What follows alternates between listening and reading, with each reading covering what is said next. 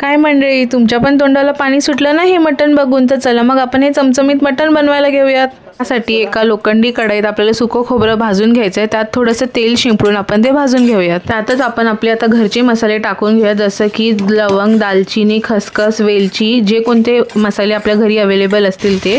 आता मी इथे उभा कांदा चिरून घेतला आहे, त्याला पण आपण भाजून घेऊयात। हा कांदा आपल्याला खरपूस भाजून घ्यायचा आहे, लाल होईपर्यंत।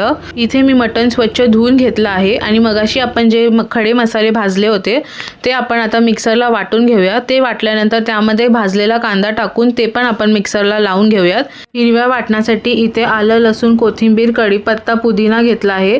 ते आता मिक्सरला वाटून मी आता मटणाला लावून घेते। हे वाटण व्यवस्थित आपण मिक्स करून घेऊया आणि त्यातच आपण हळद टाकून घेऊया आणि हिंग पण टाकून घेऊया आणि ते मुरण्यासाठी अर्धा तास बाजूला ठेवूया। तर आपल्या कुकरमध्ये इथे तेल गरम झालं आहे, त्यामध्ये आपण कांदा टाकून घेऊया आणि अर्धा तास मटण मॅरिनेट व्हायला ठेवलेलं ते टाकून घेऊया आणि 5 मिनिटं फास्ट गॅसवर आपण हे मटण परतून घेऊयात। आपण कुकरचं घट्ट झाकण न लावता वाफेवर ते 5 मिनिटं शिजवून घेऊयात व्यवस्थित। आपण कुकर खोलून घेऊयात आणि ते मटण व्यवस्थित परतून घेऊयात। मटण व्यवस्थित परतून झाल्यानंतर आपण त्यामध्ये चवीनुसार मीठ टाकून घेऊया आणि कापलेले बटाटे टाकून घेऊयात। मटणातले बटाटे खायला चविष्ट लागतात, तर तुम्ही पण ही रेसिपी नक्की ट्राय करून बघा। आता हे व्यवस्थित परतून झाल्यानंतर आपण मगाशी जे हिरवं वाटण केलं होतं त्यातलं पाणी आपण मटणात टाकूया आणि मटणाला 4 शिट्या देऊयात।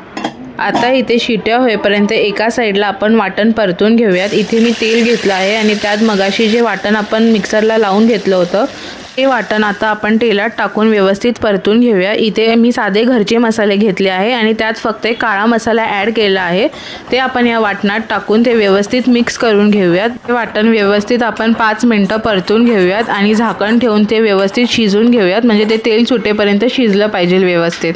ही प्रोसेस नीट झाली तरच मटणाला चव चांगली येते।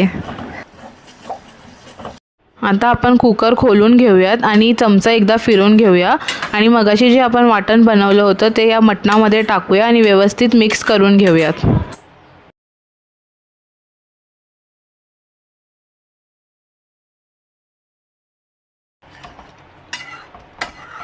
आता परत कुकरला झाकण लावून व्यवस्थित मिक्स होण्यासाठी एक शिट्टी काढून घेऊया।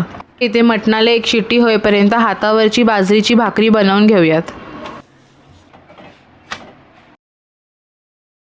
इथे आता आपलं मटण रेडी झालं आहे, बघा मस्त कशी चमचमीत तरी सुटली आहे। चला तर मंडळी, आपलं मटण चमचमीत मस्त रेडी झालेलं आहे, या तुम्ही पण खायला।